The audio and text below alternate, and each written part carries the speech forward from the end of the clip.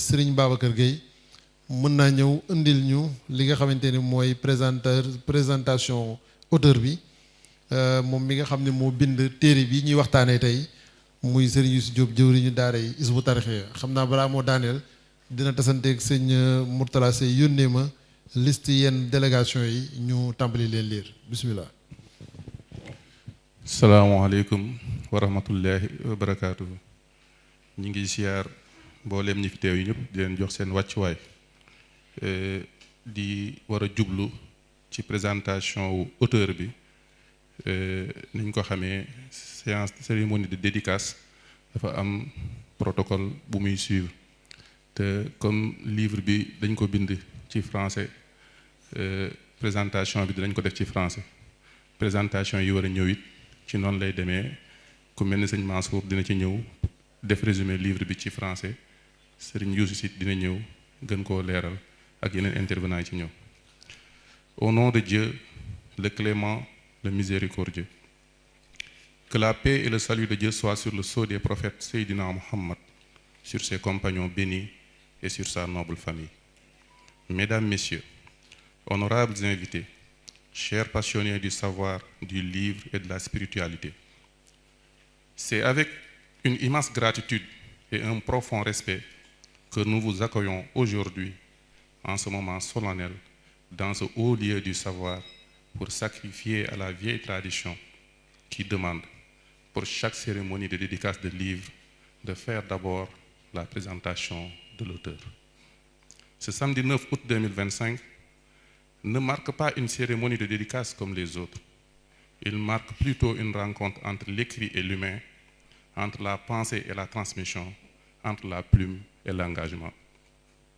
L'ouvrage que nous célébrons aujourd'hui, intitulé Enseignement et éducation, le modèle de Touba, est bien plus qu'un livre. C'est une contribution intellectuelle, une contribution spirituelle et une invitation à reconsidérer notre offre éducationnelle pour qu'elle soit une offre à part entière et non une offre à part.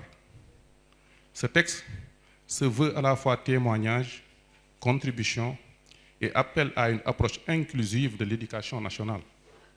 Il explore avec rigueur et profondeur le modèle éducatif unique de Touba, cette ville spirituelle dont les fondements reposent sur le savoir, la discipline, la piété, le travail et la quête du perfectionnement spirituel. Mais en quels termes et sous quel angle devrait-on présenter l'auteur de cet ouvrage tant sa personnalité est multidimensionnelle? Cet exercice ne sera pas aisé.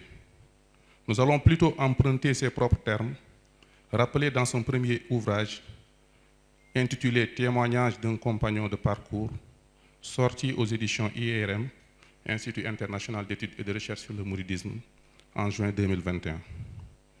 En effet, l'auteur se présente par ses propres termes comme un indigent spirituel, disciple de Cheikh Ahmadou Bamba, qui ne loue en lui que la faveur imméritée qu'il a eue de son Seigneur d'être compté parmi les membres de ce groupe de bienheureux dénommé Hizbut Tarqiyyah,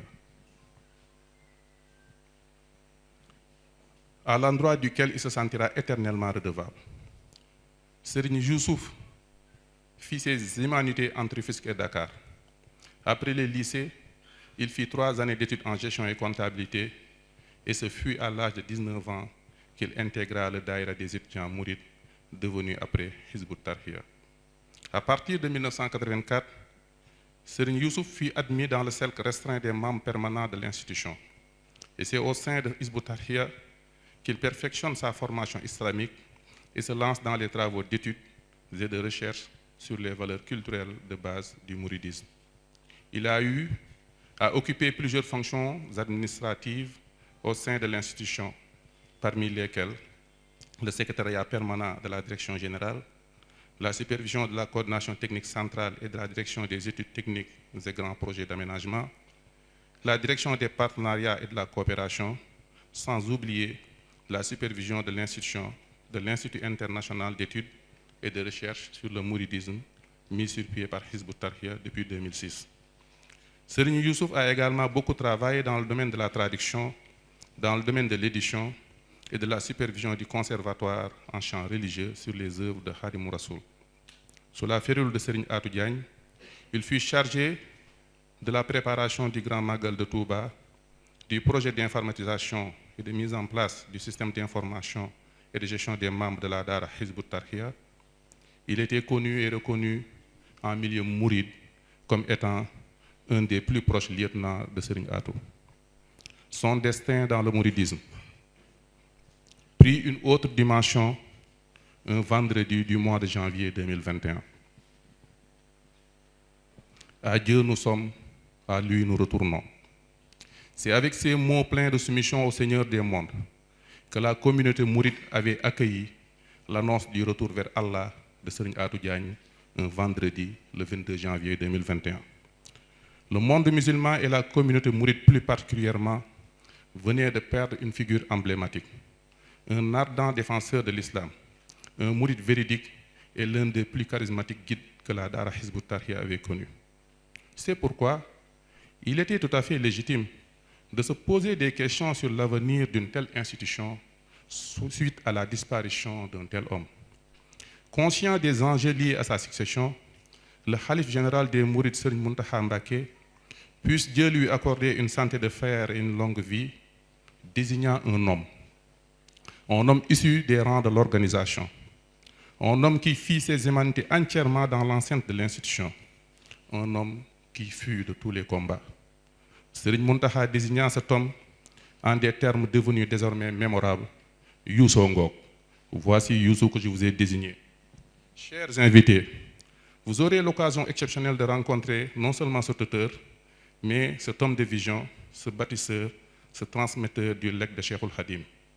Que cette cérémonie de dédicace soit donc plus qu'un événement littéraire, qu'elle soit un moment d'élévation, d'écoute et d'ouverture, à l'image même de ce que représente Touba dans la mémoire des cœurs et l'intelligence des consciences.